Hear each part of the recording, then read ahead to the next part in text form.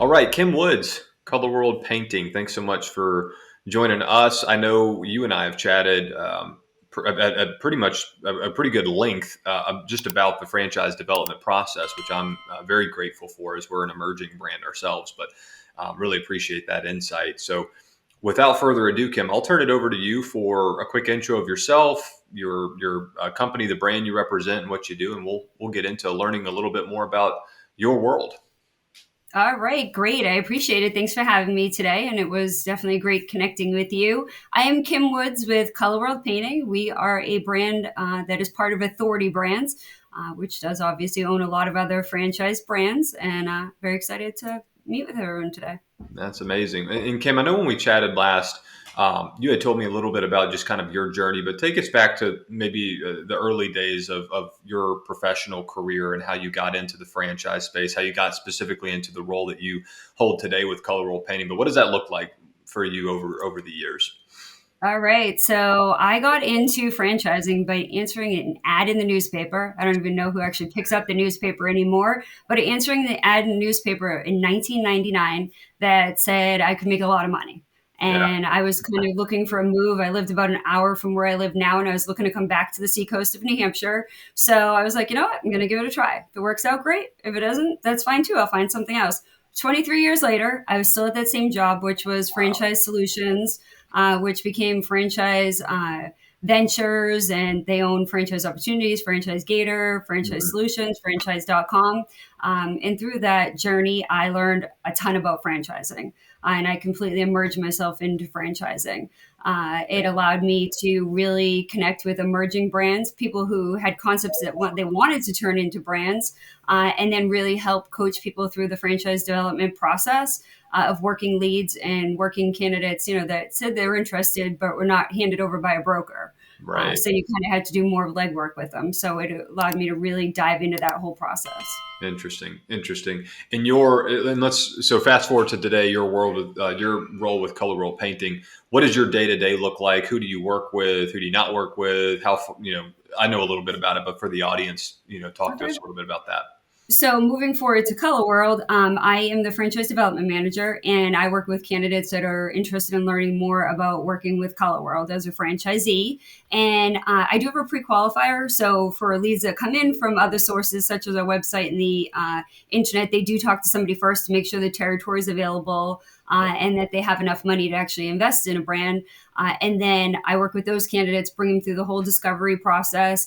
And then I work with referrals that come from brokers as well. So our whole goal is to make sure that the candidate is a fit for our brand, Mm, and that we're a fit for them, right? We have to really, because we're going to be married for 10 years. yeah, So it really has to be a fit for both of us. yeah. So I bring them through that process, make sure they really understand what Color World is all about. I need to understand who they are and, what a bit owning a business looks like for them. Yeah, totally get it. And so from the franchisor side, the seat that I sit in, folks like you are incredibly valuable to the brand and to the company.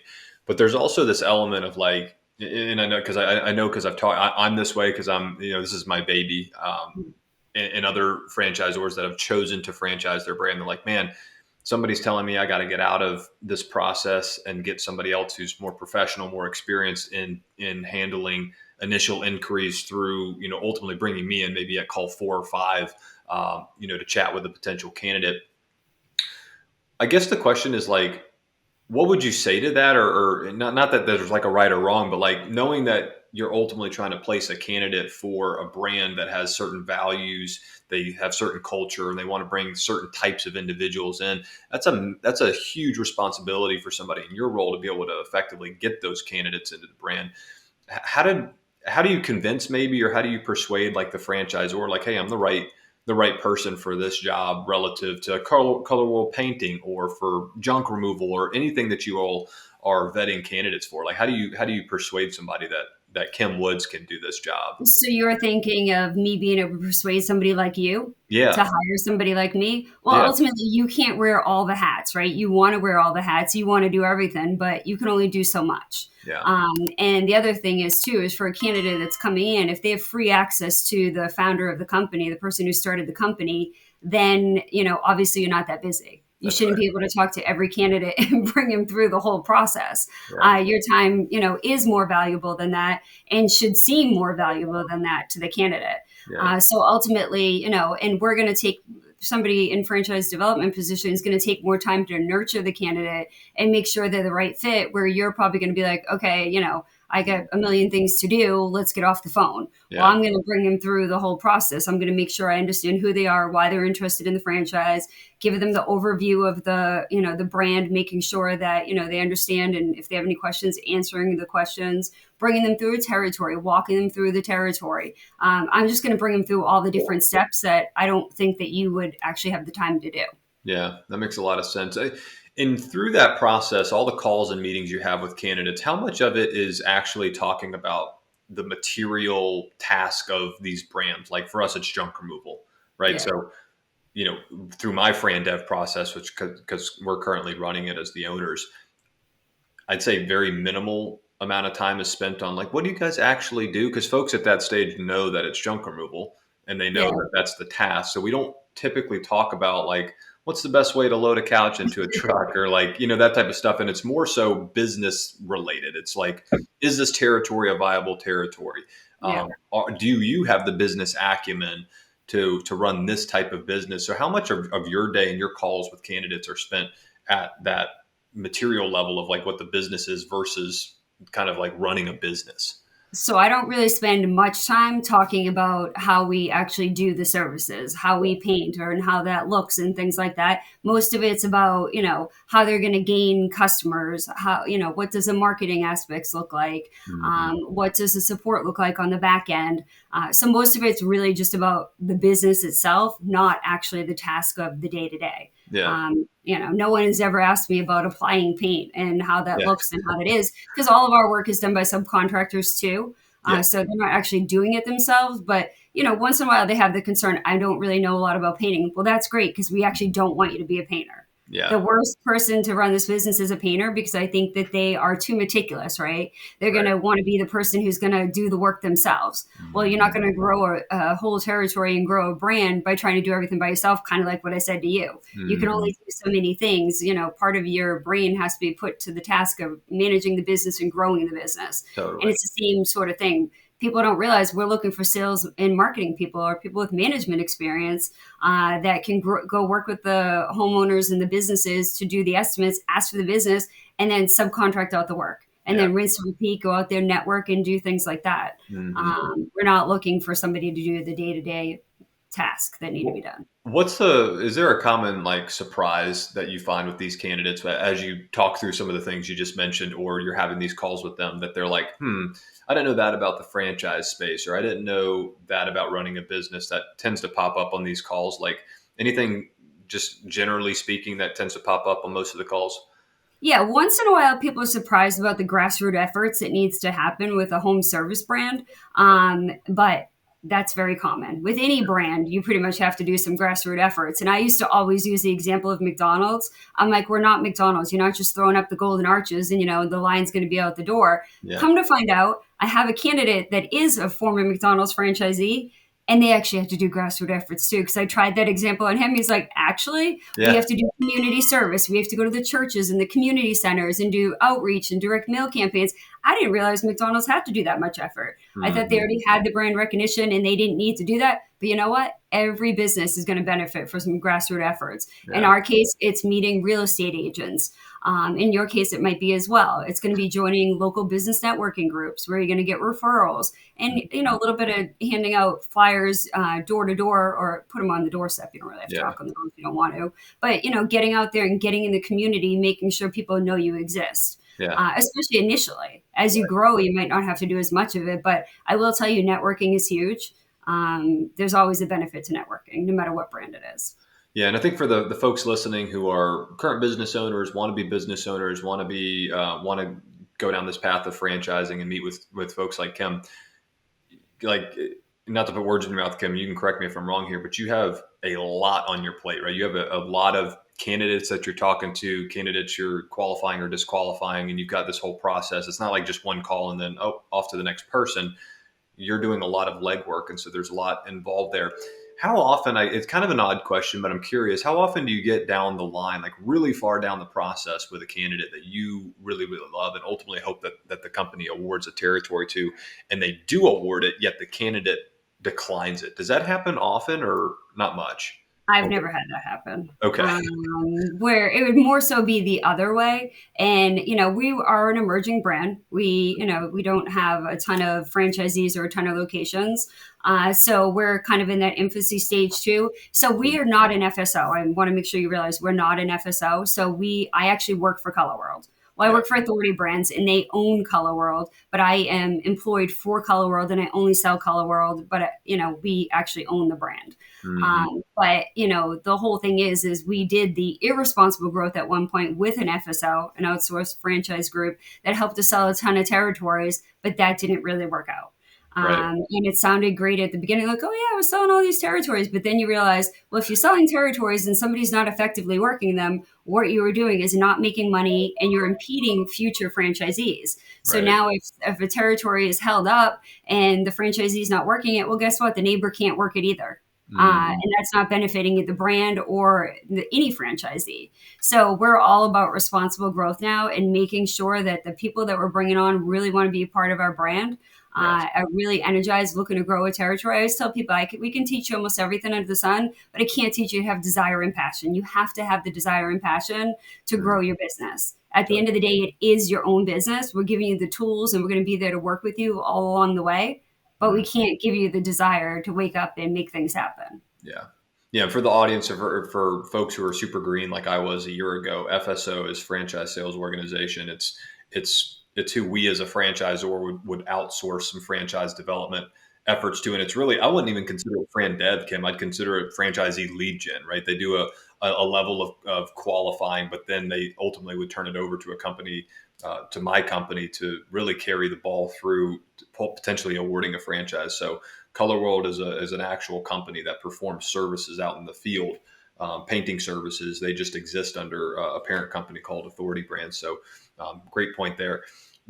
Does the question, and I'm sure it does, so I'm kind of loading this question, but when folks talk to you about buying into a franchise, does the question often pop up of, well, what, I can just do this myself. Like, why am I, considering buying into a franchise? Well, I guess maybe at some point, if they've gotten to this call with you, they may not be asking that question as much. But do you see that? I see it all the time, especially online, right? Facebook groups, trade groups where, we're talking about HVAC or plumbing or junk removal or whatever. And folks are super against franchising because they think that you can just, if you want to start a business, just go start one on your own. Do you typically have a way of addressing that concern or somebody that raises that question? Well, yeah, and obviously, most businesses that people start on their own fail. The success rate of franchisees is a lot greater. Yeah. And that number is even greater when it's somebody who really has the energy to run the business. Mm. Ultimately, what you're buying into is you're buying a brand with a proven model and systems in place that can help you grow your business and get to where you want to get to faster. Yeah. So if you're starting out on your own, you have to figure out how to do the marketing. You have to figure out who's going to answer the phone. You have to, every single challenge that you come up with or every single vendor and partner that you want to work with, you have to go out and figure out. We're giving, the partnerships to our franchisees already. We already developed the partnerships. So they Mhm. just get a plug and play into it. Same thing with call centers. And we have a marketing department to help them do all their SEO and the website and all of the things that need to be done. So they don't have to spend a lot of time thinking about it.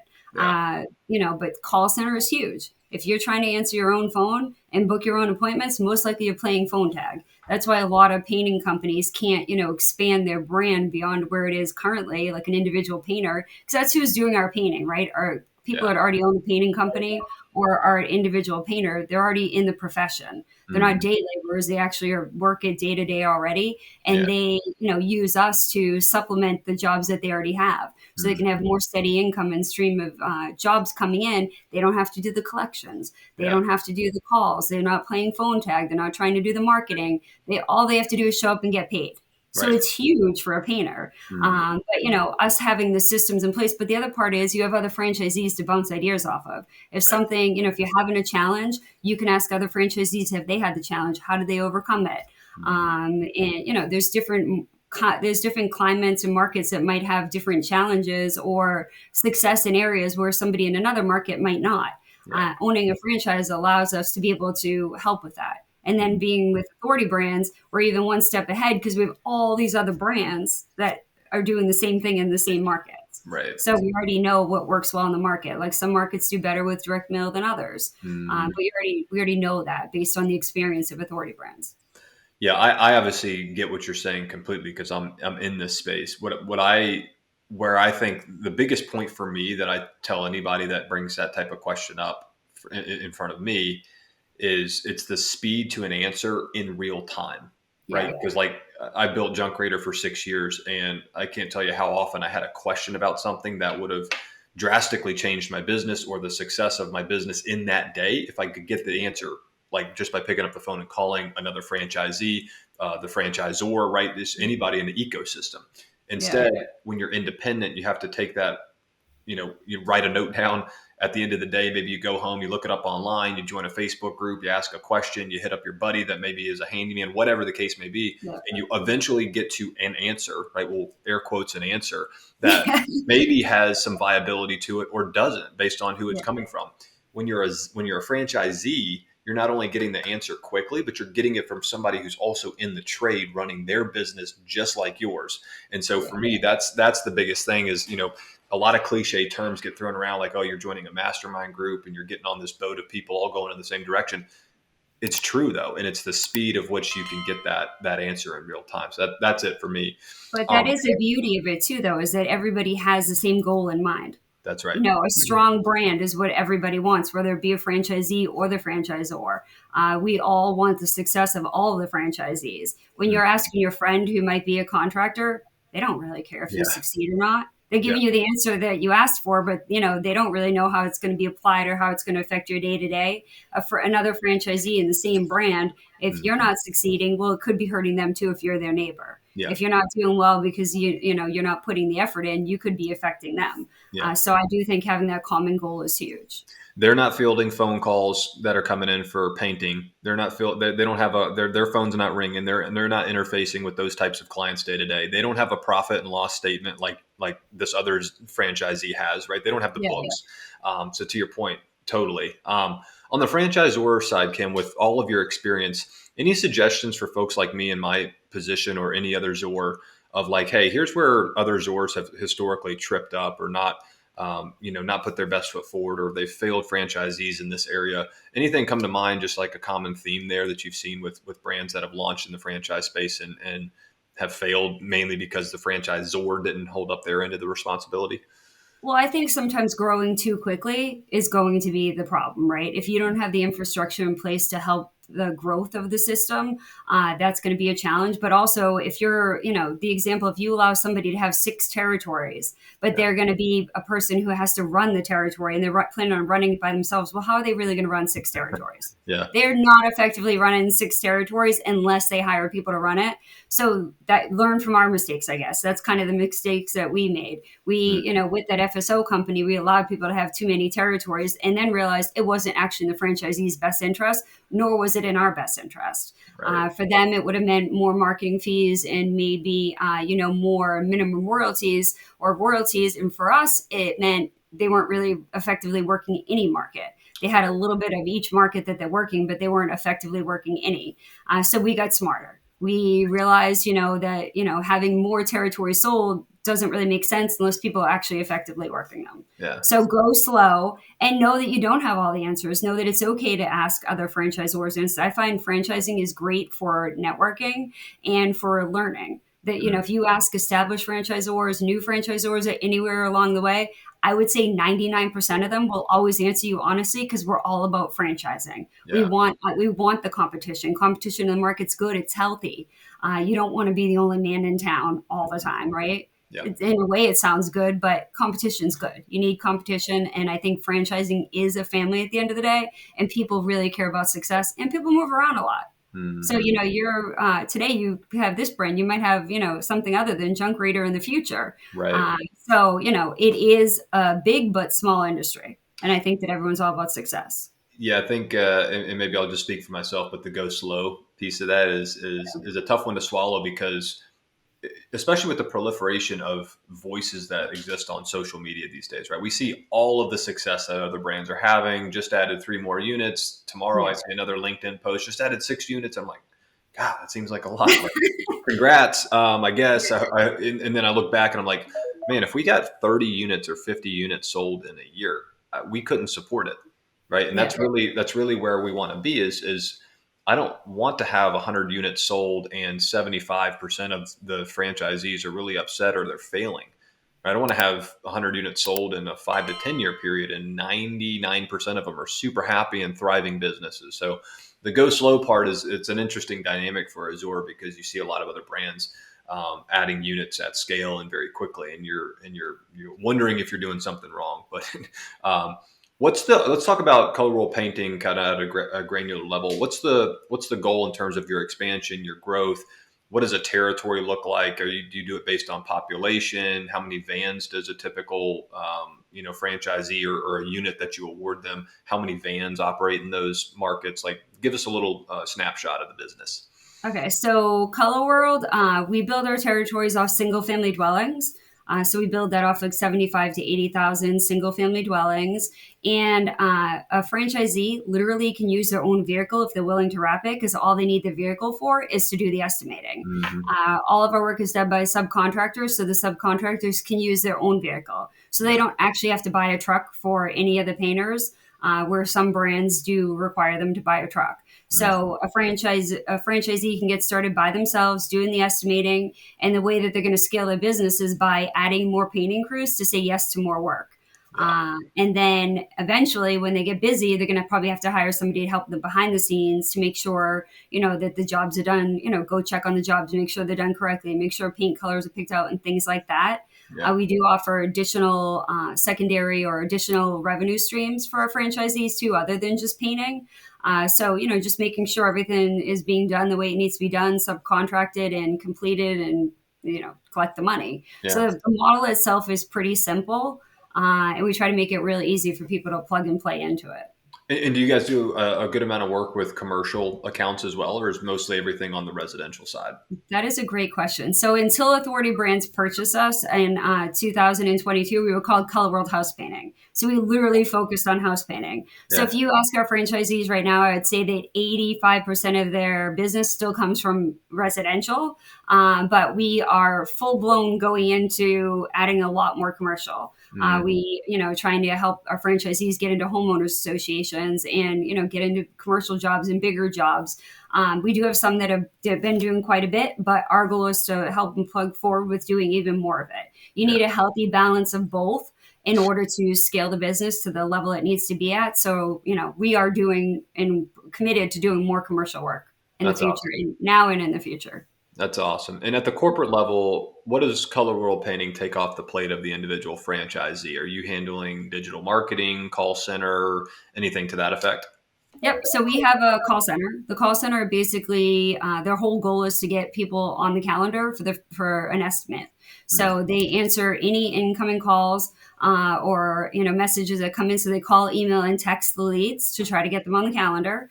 If the franchisees advertise on an Angie and Thumbtack, they'll call those leads too. Same thing, get them on the calendar. There is we do have the marketing department designs has a website designed for the franchisee. There's a calendar integrated in there too. Mm. And then, the goal is so they don't have to answer the phone. Our marketing department works very closely with the franchisee to figure out how they want to spend their advertising budget. Obviously, having the website is going to be part of it, but then digital advertising is going to be a big part. And then, do they want to do direct mail campaign? Do they want to be an Angie and Thumbtack and things like that? As of right now, we place the ads for our franchisees, but we're working into giving them more control over it, Mm. so they have more of a say over it. We want them to have more of a buy-in of what's happening in the day-to-day. We'll still design the ads, create the ads, Yeah. help them vet vendors and things like that. But we are going to gear a little bit more towards allowing them to have more control over it, because we Yeah. think that that's helpful for franchisees. I hope that the audience and those that are interested in franchising hear you loud and clear when you talk about a call center marketing efforts, specifically digital marketing. Because to your point earlier about hiring or awarding the right business owner into a territory, talking about scalability, like those two aspects in and of itself, call center and digital marketing, right? You're always going to have responsibility for local in-field marketing as the owner. Um, but the digital side is huge. I mean, we spent Yeah. 6 years here at Junk Reader really dialing in what our Google Ads campaign looks like, what our SEO looks like. And you could spend 6 years doing that independently, like we did, and trip yourself up.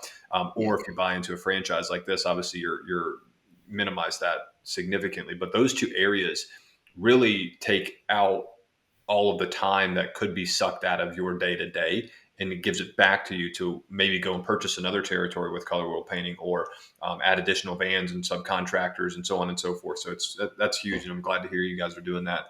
Well, Let's end. Yeah, go ahead, Kim. I was going to say, I think the other thing about a franchise, or at least I know us as Color World, we meet with our franchisees to, often to figure out what it is that they need to help them go to the next level or help them get to where they need to get to. Mm, We go over their P&Ls with them to make sure that, they're not overpaying the painters, or that, finding ways that we can help them save money and things like that. yeah. Where else are you going to get that? You're not going to get that on your own, right? You're going to have to go pay an advisor to work with you on a monthly basis. We're a phone call away, like you said, but our goal is profitability and trying to help our franchisees get their business to where they want to get it to. It's such a great example because I'm very like, let me put myself in the moment and think through that.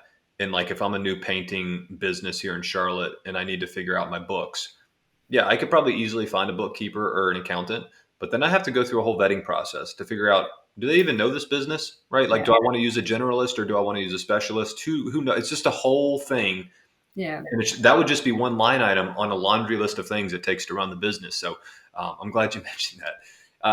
Let's end it with this, Kim. What if you could talk about your role in franchise development, just thinking through that lens, and somebody who's looking, whether they're just starting out in their career or they're trying to make a career change, and they're interested in doing what you do in franchise development.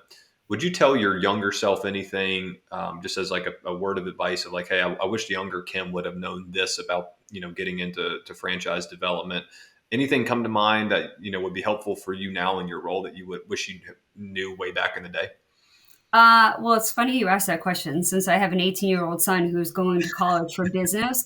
And I keep saying to him, I'm waiting for you to take an interest in what it is that I do. Yeah. You know that I'm in franchising, right? Mm. And you understand that that's a huge aspect of most businesses out there these days.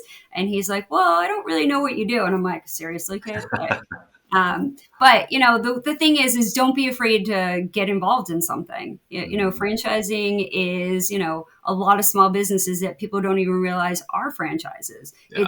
And people sometimes are afraid of, bringing in the bigger names into the local neighborhoods, but it brings jobs. Mm. It's bringing the community together in a lot of ways. There's a lot to it. I just think don't be afraid. It's the same thing with buying a business. I think people, delay so long of making a decision that sometimes they have to go back to a job because they waited too long. Yeah. Don't be afraid to make decisions and take some chances. I'm not saying go be willy nilly. I'm saying, think it through a little bit. But no, franchising is a great avenue, whether it be buying a franchise, being in the franchise industry as a franchisor, as a development person, as a broker, as anybody. Mm. Franchising is great, and it makes the world go round, literally. Totally. Yeah. Totally. I'm glad you said it. And just to end on this, I mean, to your point about folks being scared to bring or concerned about big names coming into the market, I think that's one of the things that I've learned over the last 12 months. 12 months. I feel like franchising sometimes gets a negative connotation to certain people and groups of people and communities. It's a different business model than, I'm just going to throw out Walmart. Nothing against Walmart, but it's different than Walmart coming into small town USA and setting up a massive superstore, right? Yeah. A franchise is where a local person in your community owns a license, a right to use just this name to run their business. It's still a small business, Yeah. right? And it's not on that type of scale. So for anybody, yeah, listening, I'm curious. Those are my thoughts on it. But It's all the same risk. They're trying to grow a business just like somebody who started their own. yeah, It's just they took an avenue that's a little bit easier getting to the end goal of having a successful business, but they still have to, mm, run the business. They still have to show up every day. They still have to be committed. They still have to do the legwork. They still have to do everything that anybody else would have to do. mm, So yeah, don't knock franchising Yeah. as the small business. They are small businesses. They are individual business owners. Yeah. Well, if you see Color World Painting Jacksonville, Color World Painting Charlotte, I mean, they're all small. You're supporting small business when you Yeah. give your business to them. Just as a bow on that one. But no, Kim, I really appreciate the conversation. Every time I talk with you, it's super helpful for me. So I know that the audience is getting some value out of this as well. So thank you for joining. If you want folks to find you, to find Color Roll Painting, to find Authority Brand, what's the best way for them to reach out to you? All right. So to find me, you can call me at 603-475-5753. You can email me, kwoods at authoritybrandsllc.com. And our website is colorworldfranchise.com. Sorry, I had to think about that one for a Not a second. problem. Well, we'll put everything in the show notes so it's there in writing and everybody can revert back to it. But yeah, Kim, thanks so much for joining us. We'll let you get back to doing what you do and hope you have a great weekend. But yeah, thanks again for joining us. All right. Thank you. Thank Appreciate you. it.